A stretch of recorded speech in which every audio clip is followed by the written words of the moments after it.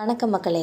Assignment கொடுத்த அமித்ஷா, கழகத்தை ஆரம்பித்த செங்கோட்டையன் அவர்கள், எடப்பாடி அவுட், வேலுமணி இன். இந்த தகவலை பற்றி இந்த வீடியோவில் பார்க்கலாம் வாங்க.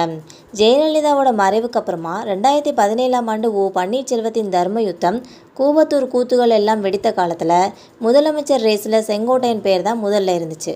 அதற்கு முட்டுக்கட்டை போட்டு தடுத்ததில் வேலுமணியின் பங்கு மிக முக்கியமானதுன்னே சொல்லலாம். அதிமுகவின் சீனியர்கள் அப்போது பரபரத்தார்கள். அதே செங்கோட்டையன் எடப்பாடிக்கு எதிராக இப்போது கொம்பு வீசப்பட்டுள்ளார்கள். செங்கோட்டையன் இந்த விஷயத்தில் பக்கபலமாக இருப்பதும் வேலுமணி தான். ஆனால் அவர் இப்போது நிற்பது செங்கோட்டையனுக்கு பின்னால் என்று செம்ம ட்விஸ்ட் கொடுக்குறாங்க. அதே அதிமுக சீனியர்கள், காரணம் இனி நானே முதல்வர் என்று வேலுமணி காய் நகர்த்துதலை ஆரம்பிப்பதை தான் என்கிறார்கள். பிரிந்தவர்கள் ஒன்றிணைந்தால் 2026ஆம் தேர்தலில் கரை சேர முடியும் என்று செங்கோட்டையனுக்கு முன்பே பேச ஆரம்பித்தவர் வேலுமணி தான். தன்னை நெருங்கிய வட்டங்களிலும் அவை கூறி வருகிறார் என்பது குறிப்பிடத்தக்கது. ஆனால் எடப்பாடி பழனிசாமி அவர்கள் அதை ஏற்க தயாராக இல்லை. முதல்வராக இருந்தபோது எடப்பாடியின் பதவிக்கு ஆபத்து வந்தபோதெல்லாம் அவரை காப்பாற்றியதில் வேலுமணி உள்ளிட்ட கொங்கு பங்கு மிக மிக முக்கியமானது. கவர்னராக இருந்தவர் உள்ளூர் சாமியார் என பலரையும் கையில் வைத்துக்கொண்டு எடப்பாடியை காப்பாற்றிவிட்டு கொண்டிருந்தவர் வேலுமணி தான். ஆனால் கடந்த சில ஆண்டுகளாகவே எடப்பாடிக்கும் வேலுமணிக்கும் சரிப்பட்டு வரலை. நம்ம பார்த்து பதவியை காப்பாற்றி கொடுத்தோம். ஆனால் அந்த பழனிசாமி இப்போ நம்ம பேச்சை கேட்கறதில்லன்னு சொல்லி வேலுமணி அன்கோ ஓப்பனாகவே குமுறி கொண்டிருக்கிறார் என்பது குறிப்பிடத்தக்கது.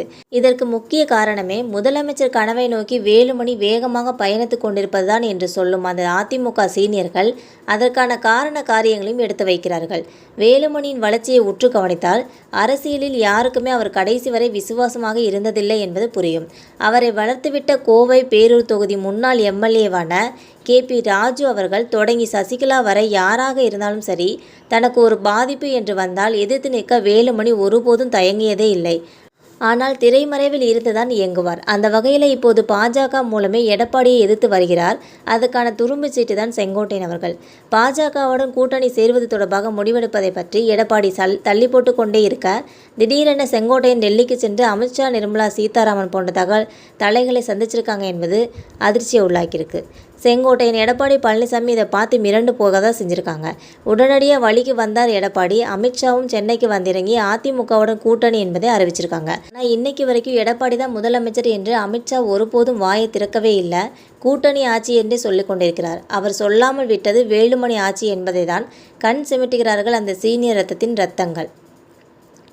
செங்கோட்டையன் கடந்த 5ஆம் தேதி நடத்திய செய்தியாளர் சந்திப்பில் 2024ஆம் நாடாளுமன்ற தேர்தலில் அதிமுக பாஜக கூட்டணி அமைத்திருந்தால் 30 சீட்கள் வென்றிருக்கும். கொஞ்சம் ரிவைண்ட் செய்து பார்த்தால் 2024 நாடாளுமன்ற தேர்தல் முடிவுகள் வெளியான சில நாட்களிலேயே இதே டைலாக் வேலுமணி வாயிலிருந்து வந்து விழுவதையும் கேட்க முடியும். இத்தனைக்கும் 2024 நாடாளுமன்ற தேர்தல் பிரச்சாரத்தில் பாஜகவுக்கு 3% வாக்கு வங்கி தான் உள்ளது என்று கூறிக்கொண்டிருந்தவர் தான் வேலுமணி அவர்கள். ஆனால் தேர்தல் முடிவுகள் வந்ததுமே அப்படியே அந்தர்பல்ட்டி அடித்தார். நாடாளுமன்ற தேர்தலுடன் அதிமுக கரைந்துவிடும் என்ற பிரச்சாரத்தில் அண்ணாமலை அனல் தெறிக்க விட்டு கொண்டிருப்பதோடு அவர் போட்டியிட்ட கோவை தொகுதியில் அதிமுகவுக்கு தேர்தல் பணிமனை கூட அமைக்கப்படவில்லை. இதன் பின்னணியில் இருந்த வேலுமணி தான் ரத்தத்தின் ரத்தங்களை அப்போது கொந்தளிச்சிருக்காங்க என்பது குறிப்பிடத்தக்கது. இதை பற்றி பேசும் கோவை அதிமுகவினர் சில வேலுமணி வெளியில் அதிமுக பற்றி பேசுவதெல்லாம் வேஷம், உள்ளுக்குள் அவருக்கு இருப்பது பாஜக பாசம், அது இரத்த பாசத்துக்கும் மேலானது. கடந்த மார்ச் மாதம் நடைபெற்ற தன்னுடைய மகன் திருமணத்தின் போது மணமக்களை அண்ணாமலை காலில் விழ வைத்து ஆச்சரியப்படுத்தியிருக்காங்க.